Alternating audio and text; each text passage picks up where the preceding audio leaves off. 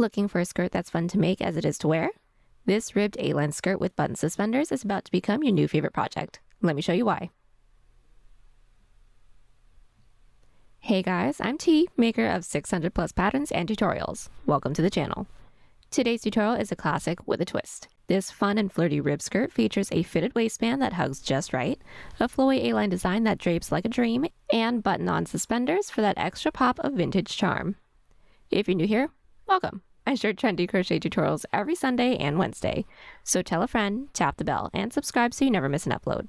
And if you enjoyed the video, give it a thumbs up or 2 thumbs down if you don't.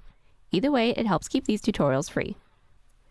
Any category for yarn will work. I used a total of 700 grams, that's 1,290 yards if you're stateside, along with a 5mm hook for the waistband and 7mm for that flowy skirt. Pattern link below, use code TCDDIY for a discount on orders over $9.99. Stay to the end for this week's pattern giveaway. We're using 5 basic stitches worked in the back loops. They're on screen now, pause to check it out. And if you're new to ribbing, don't worry. The rib texture works up surprisingly fast and will walk you through every single step. This tutorial is made for a size small. You can adjust it for your size and we explain how to in the video. So without further ado, here's how to crochet your own fun and flirty suspender skirt. Getting this beautifully ribbed A-line skirt started, we're starting with a waistband. We're all going to grab our category 4 yarn and make a slip knot. Then grab our 5mm hook and we're going to start with our sleek vertical ribbing and just enough height to fit the 2 layers of buttons. We're starting with the foundation half double crochet row. So start with a chain 3. This saves you time and gives 2 loops to work into later for our clean outside loop slip stitch seam. After our chain 3, yarn over. Into that first chain that we made, insert your hook underneath that front loop and back bump at the same time. We should now have 2 strands on our hook. Yarn over, pull through just those 2 strands to get 3 loops on our hook. Yarn over, pull through just 1. Pulling through that 1 gives us the first chain. Then half double crochet per usual, so yarn over and pull through 3. That is 1 foundation half double crochet stitch completed. The next, yarn over. Into that chain that we made, insert your hook underneath that front loop and that back bump at the same time.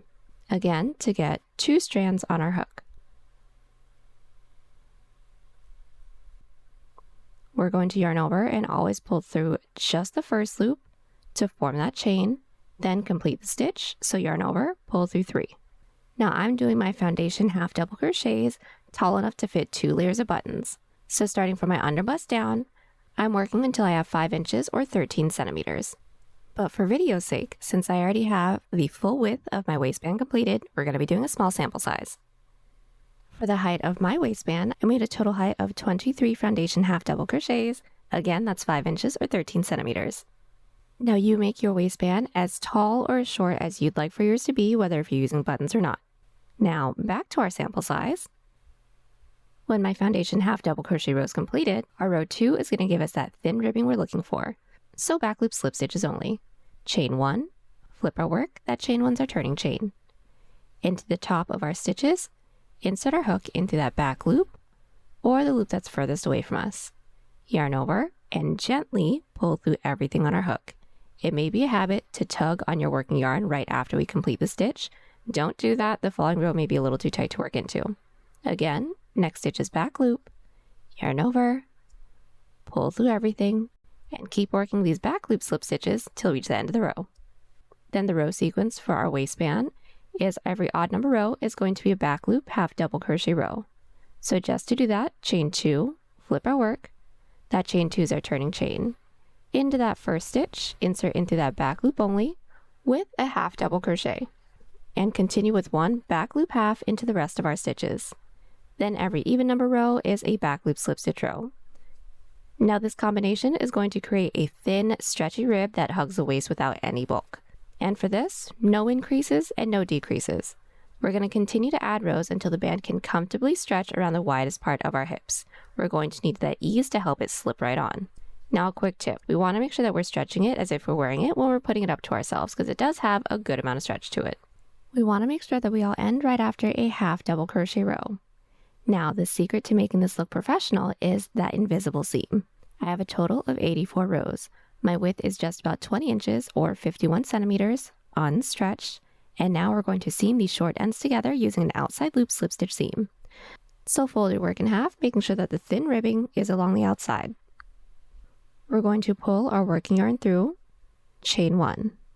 Find that first stitch into the front panel, insert into that front loop. That's why we used our foundation half double crochet to have those 2 loops to work into. Into that next stitch into the back panel, insert into that back loop, yarn over, pull through all 3 loops. Once more, next stitch into the front panel, insert into that front loop, next stitch into the back, into that back, pull through everything on our hook. Now since this technique grabs the outer loops, the join basically disappears into the ribbing. And now that our waistband is seamed up, we're setting the stage for the flowy A-line drape. Still using our 5mm hook, we're going to work a base row of single crochets along the bottom edge of the waistband. So simply chain 1, and into every side half double crochet row, work 2 singles, every side slip stitch row, work 1 single. This is my first side half. Find that top loop. I'm also going to weave in my tail ends as I go because I do not wish to do that later, and insert into that top loop with 2 single crochets. Into that next top loop, which is a side slip, find that top loop and insert with just 1 single. We're going to work this single all the way around.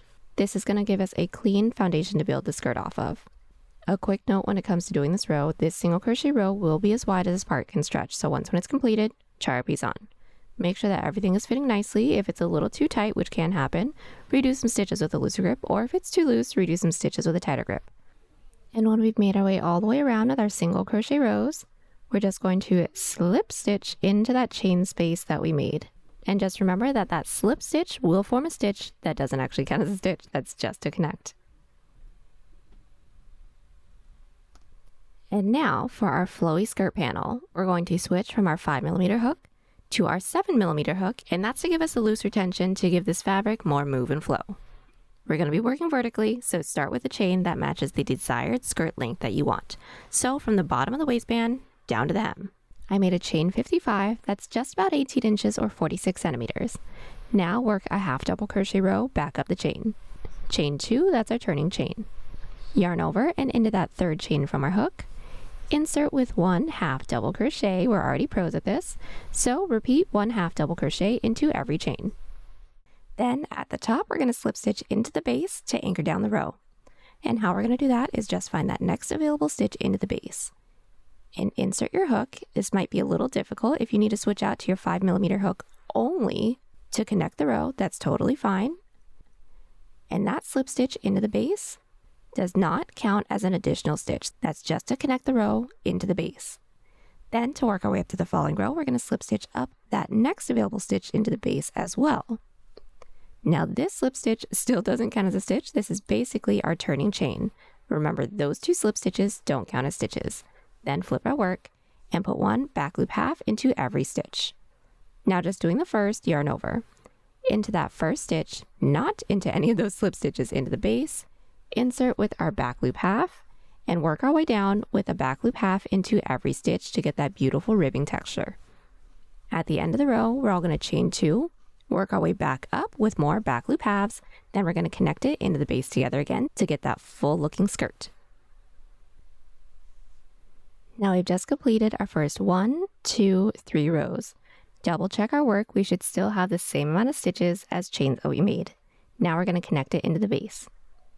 Now like I said in the previous clip, it may be easier to switch out our hooks to help connect the rows into the base. So just to show you guys, I am going to switch out to my 5mm hook, but if we do, make sure we switch out our hooks again to make sure our 7mm hook is worked for the length of the skirt. But now what we're going to do is basically stack 2 rows on top of each other into the base to get that full skirt.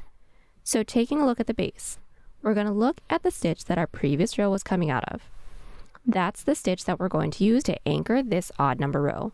So into that occupied stitch, we're going to insert our hook in through there, yarn over and pull through. Now we should have 2 rows coming out of that 1 stitch. Then to work our way up to the following row, slip stitch up that following stitch into the base. That's our turning chain, and none of our slip stitches into the base count as a stitch. Make sure you switch back out to our 7mm hook if you switched out. Flip our work and another back loop half double crochet row. And from here on out, we're just going to repeat these 2 previous rows until we don't have any more stitches left to work into. So just remember, the technique stacks 2 rows into 1 stitch, creating a full skirt at the top without adding any extra bulk. Each of our rows should have the same amount of stitches as our chain made because we're not doing any increases or decreases. And repeat this process until you've worked your way all the way around the waistband. Now pause here to check out the fullness. Your skirt should start to fan out with a really soft gathering shape along the top. Now we're ready to seam the skirt. Now we're going to start by flipping the entire piece inside out so that the wrong side is facing you. Then what we're going to do is line up these short ends of the skirt. This is going to be where we're going to join. We're going to work a single crochet seam by inserting your hook in through both edges at the same time, and then single crocheting per usual.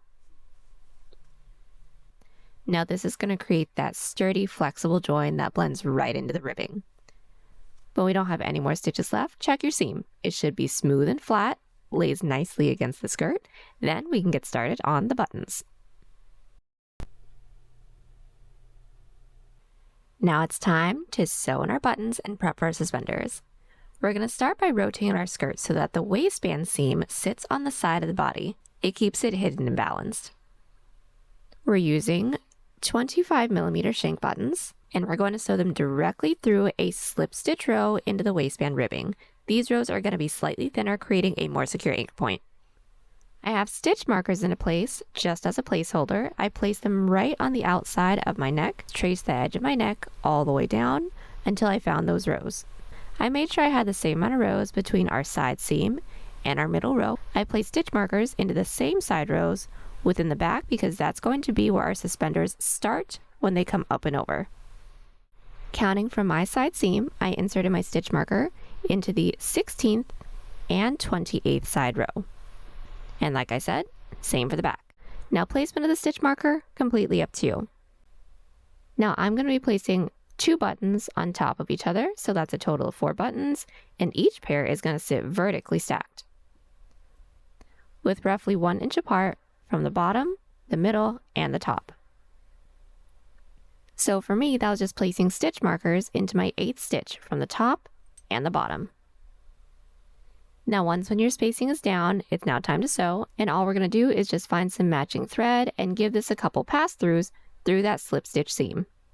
Now feel free to use a needle or a hook. I'm actually going to be using a hook just to make sure it's secure, and also because I feel a lot more comfortable using a hook. Just give it a couple passes, knot it off on the inside of the waistband. Now we're going to do our suspender straps, so go ahead and flip your work over to look at the back. Now the finishing touch is going to be our ribbed suspenders. We have already found our 2 side rows that we're going to work our straps into that should align with the side rows that our buttons are worked into within the front panel to keep everything balanced. We're going to switch back out to our 5mm hook, and from our stitch marker, we're going to work our way out just for the width that we have for our buttons. My button is just about 1 inch, so I'm going to work my way out to the edge of this half double crochet row since our stitch marker should be into our slip stitch row.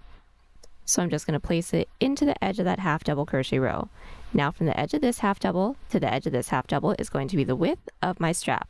But keep in mind, we are going to clean up the edges with a single crochet row as well, so it's just going to give it a hair bit more width. And to keep everything balanced, we're going to double crochet from the edge of this half double crochet row across over the stitch marker to the edge of this half double crochet row. We're going to pull our working yarn through and start with a chain 3.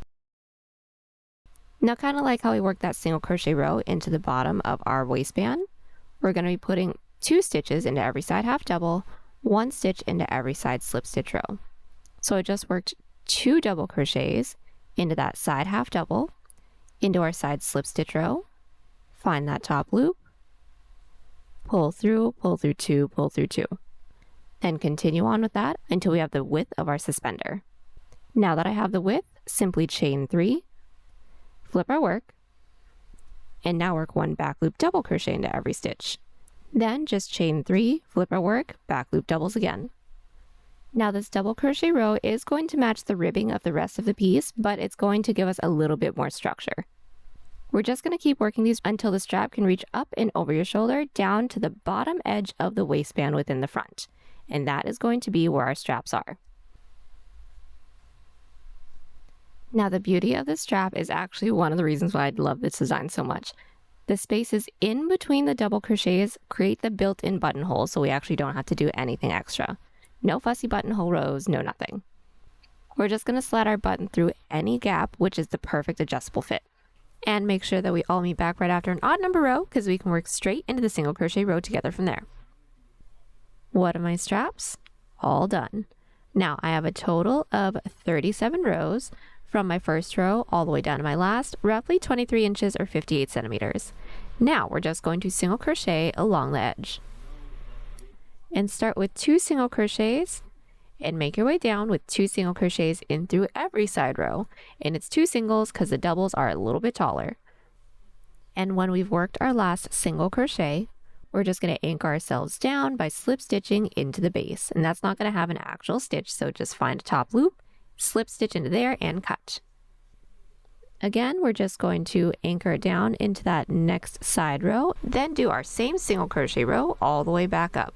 Then just repeat the same stitch count and row number on the other side for your second suspender, including the single crochet rows. Once our suspenders are completed, we are all done. The last thing we have to do is simply weave in all of our ends. And there you have it, your very own ribbed suspender skirt with a button finish. I've wanted a skirt like this for actually a really long time, and I can't wait to see your versions. Now, I'd like to hear from you. If you made this, would you mainly wear it for the fall or for the spring? And also, how would you style it? Drop your answers in the comments below. Speaking of fall, enter this week's pattern giveaway for our witchy bell sleeve dress with a hood and off-the-shoulder batwing sweater by telling us, do you have any fall traditions like pumpkin carving, movie marathons, or baking something sweet? For me, it would just be watching football. If you like this tutorial, hit that like button and subscribe so you never miss a pattern. We drop fresh content every Sunday and Wednesday. Want more? Find us on Instagram and TikTok at TCDDIY for behind the scenes content, pattern sneak peeks, and daily crochet inspiration. Thank you guys so much for crocheting with us. Happy hooking, and I'll see you on the next one. Bye!